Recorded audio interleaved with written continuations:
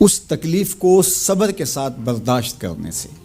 اگر وہ واویلا کرتا ہے، ناشکری کے کلمات کہتا ہے، تو تکلیف تو ختم نہیں ہوتی لیکن اجر زائل کر دیا جاتا ہے۔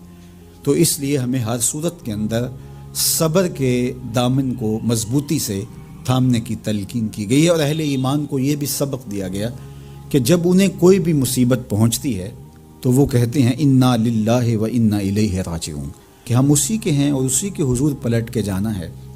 تو یہ وہ امر ہے کہ جو ان کی طبیعت کے اندر ٹھہراؤ پیدا کرتا ہے اور ان کی زندگیوں کے اندر اللہ تعالیٰ جل شانہ پر جو یقین ہے اس کا پتہ دیتا ہے۔ اگر مصیبت کو اللہ کی طرف سے سمجھ کے مان کے صبر کیا جائے، اس کو مقدور سمجھا جائے، اس پر واویلا نہ کیا جائے، اللہ کی نافرمانی کا کوئی کلمہ نہ بولا جائے، اپنے عقیدے میں تزلزل نہ آنے دیا جائے، اپنے رویوں کی خوبصورتی کو زائل نہ ہونے دیا جائے، تو اس کا مطلب ہے کہ وہ شخص مومن ہے، اس کا یقین ہے کہ یہ اللہ کی طرف سے ہے۔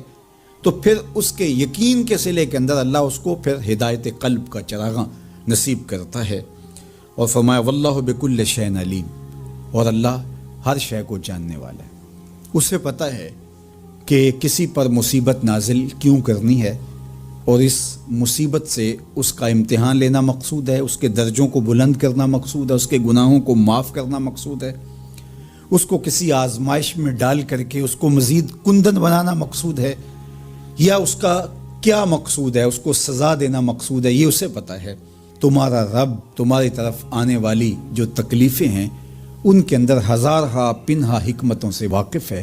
یہاں یہ بات بھی سمجھنے کے قابل ہے کہ جو شخص مصیبت کے آنے پر صبر اور استقامت کے ساتھ اس سے نپٹتا ہے اور اللہ پر جو اس کا یقین ہے اس میں تزلزل پیدا نہیں ہونے دیتا، کل من عند اللہ، اے محبوب فرما دیجئے جو کچھ ہے وہ تمہارے رب کی طرف سے، یہ اس کا خیال اور فکر ہے کہ یہ میرے اللہ کی طرف سے ہے، تو پھر اس مصیبت کو ٹالنے والا بھی وہی ہے۔ تو اگر یہ اس کا عقیدہ پختہ تھا تو پھر وہ مالک کی دہلیز چھوڑ کے، مالک کی چوکھٹ چھوڑ کے کسی اور دہلیز پہ نہیں جائے گا، کسی اور چوکھٹ پہ نہیں جائے گا، وہ اس مصیبت کو دور کرنے والا مؤثر حقیقی اللہ کو ہی جانتا ہوگا اور اسی کے حضور دعائیں کرے گا، التجائیں کرے گا، کسی شرک کا ارتکاب نہیں کر سکتا ہے، اور وہ مالک کی دہلیز سے کبھی روح گردانی نہیں کر سکتا، بلکہ اس تکلیف کے آنے سے وہ اپنے رب کے ساتھ اور زیادہ جڑ جائے گا۔ اور اگر وہ صبر کرے تو یہ اس کا ایک مرتبہ ہے کہ وہ حوصلے کے ساتھ اس تکلیف کو برداشت کرے، اور دوسرا مرتبہ جو اس سے بڑھ کر ہے کہ اس پہ اللہ کی رضا کے سانچے میں اپنے آپ کو ڈھال لے کہ جے سونا میرے دکھ وچ راضی، میں سکھ نو چلے ڈاواں۔ اگر وہ اس بات پہ راضی ہے تو کوئی بات نہیں ہے، میں اس پہ راضی ہوں کہ میرے رب کی یہ رضا ہے۔ تو یہ دونوں چیزوں کا مل جانا، یا دونوں میں سے کسی ایک کا مل جانا، یہ اللہ کی طرف سے اس کو دیا گیا انعام ہے جو اس مشکل حالات میں اس کو حاصل ہوتا ہے۔ اب وہ کس کیفیت میں ہے اللہ تعالیٰ اس کو خوب جانتا ہے، کہ وہ اس پہ صبر کر رہا ہے یا اس کا اندر ڈول رہا ہے، اس کا عقیدہ کمزور تھا اور وہ کمزوری کے باعث جو ہے وہ تزلزل کا، تذبذب کا شکار ہو گئے، تو یہ تمہارا رب خوب جانتا ہے۔ تو تمہارے سینے کے اندر چھپی ہوئی کیفیت تمہارے رب کے علم میں ہے۔ حضور علیہ الصلوۃ والسلام نے فرمایا کہ مومن کا معاملہ بھی بڑا عجیب ہے کہ اسے اگر تکلیف ہوتی ہے تو اس پر وہ صبر کرتا ہے، یا اسے خوشی ملتی ہے تو اس پر وہ شکر کرتا ہے، تو دونوں صورتوں میں اللہ اس کو اجر عطا کرتا ہے، اور یہ صرف شان مومن کی ہی ہے کہ وہ مصیبت پر صبر کرے، بلکہ فرمایا کہ مومن کے پاؤں میں کانٹا بھی چبھتا ہے تو اس کا بھی اس کو اجر دیا جاتا ہے، اس کے درجے بلند ہوتے ہیں، اس کے گناہ معاف کر دیے جاتے ہیں، اس کی خطاؤں سے درگزر کر لیا جاتا ہے، لیکن یہ مشروط ہے۔ حضرت جابر رضی اللہ تعالیٰ عنہ فرماتے ہیں کہ رسول کریم صلی اللہ علیہ وآلہ وسلم نے ارشاد فرمایا، اللہ اکبر، دیکھیے کہیں کہا گیا کالا کالا نبی صلی اللہ علیہ وسلم، کہا گیا کالا کالا رسول اللہ صلی اللہ علیہ وسلم، کہیں کہا گیا کالا کالا ابو القاسم صلی اللہ علیہ وسلم، کیسے رنگ ہے۔ حضرت عائشہ بھی روایت کرتی ہیں حضور کی حدیث، تو کبھی نہیں کہتی کہ کالا کالا زوجی، میرے شوہر نے کہا، وہ بھی کہتے ہیں کالا کالا رسول اللہ۔ میرے رسول نے کہا.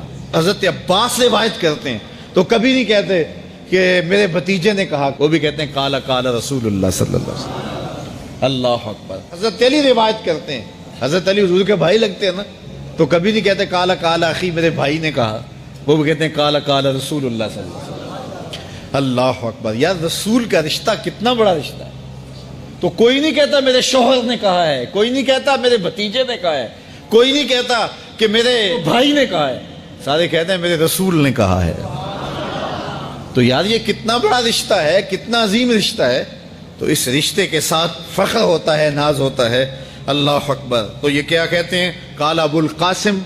اب یہ کہتے ہیں قال قال رسول اللہ صلی اللہ علیہ وسلم. رسول کریم صلی اللہ علیہ وسلم نے ارشاد فرمایا, اردت علی النار, میرے اوپر جہنم کو پیش کیا گیا. میں نے جہنم کا ملاحظہ کیا تو میں نے وہاں ایک عورت کو دیکھا, اس کی ایک بلی تھی, اس بلی کی وجہ سے اس کو میں نے عذاب میں مبتلا دیکھا.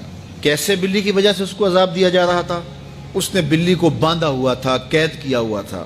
نہ تو اس کو وہ کوئی دودھ دیتی تھی, کوئی اس کو کھانے کے لیے چیز دیتی تھی, اور نہ ہی اس کو چھوڑتی تھی کہ وہ زمین کے کیڑے مکوڑے کھا کے اپنے پیٹ کی آگ بجھا سکے. یہاں تک کہ وہ بلی بھوک کی وجہ سے مر گئی. رسول اللہ فرماتے ہیں بلی کی اس مالکہ کو میں نے جہنم کی آگ میں جلستے ہوئے دیکھا.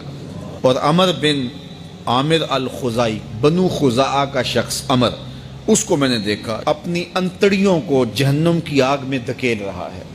اس کی انتڑیاں نکلی ہوئی ہیں اور جہنم کی آگ میں گھسیٹتی ہوئی اس کی انتڑیاں جا رہی ہیں. یہ پہلا شخص تھا جس نے سائبہ بنائے تھے, جانوروں کے کان چیر دیے اور بتوں کے نام پہ چھوڑ دیے. یعنی سب سے پہلے بت پرستی کا آغاز عرب میں کرنے والا بنو خزاعہ کا عمر بن عامر یہ تھا.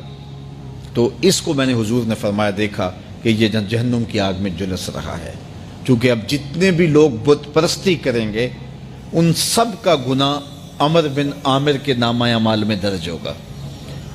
ان کو بھی گناہ ملے گا جو بت پرستی کرتے ہیں. اور چونکہ ایجاد اس نے کیے تھے, بت اس نے بنائے تھے, تراشے اس نے تھے, پھر اس کے بعد اس نے جانور بتوں کے نام پہ چھوڑے تھے, چڑھاوے چڑھانے کا انداز اختیار کیا تھا, لہٰذا اس کو جو ہے وہ گناہ پہنچتا رہے گا. تو کہا میں نے اس کو عذاب میں مبتلا دیکھا. تو اگر خیر کی بنیاد رکھو گے نیکیاں ملتی رہیں گی, کھاتے کبھی بھی کلوز نہیں ہوں گے. اور اگر برائی کی بنیاد رکھو گے قیامت تک اس برائی پر جو عمل کرتے رہیں گے اس کا گناہ بھی کھاتے میں پڑتا رہے گا. اللہ اکبر. تو ہمیں اچھائی کی طرح ڈالنی چاہیے, نیکی کی طرح ڈالنی چاہیے. آقا کریم علیہ الصلوۃ والسلام نے ایک موقع پر فنڈ مانگا تو ایک شخص نے اٹھ کر کے پیش کیا. تو جب اس نے پیش کیا تو اس کے دیکھا دیکھی دوسرے بھی کھڑے ہو گئے, دوسرے بھی پیش کرنے لگے. بعض کا سارے خاموش ہوتے ہیں, کوئی ہمت نہیں کرتا. تو ایک کھڑا ہوا تو اس کو دیکھ کے دوسرے بھی کھڑے ہو گئے. تب حضور نے فرمایا تھا من سنّا فی الاسلام سنتن حسنتن فلہ اجرھا, جس نے اسلام میں کوئی اچھا طریقہ رائج کیا اس کو اس کا اجر ملے گا. اور پھر اس کی دیکھا دیکھی جس نے بھی کوئی اچھا کام کیا اس کا اجر بھی اس کے اجر کی کمی کے بغیر اس کے کھاتے میں بھی داخل ہوتا رہے.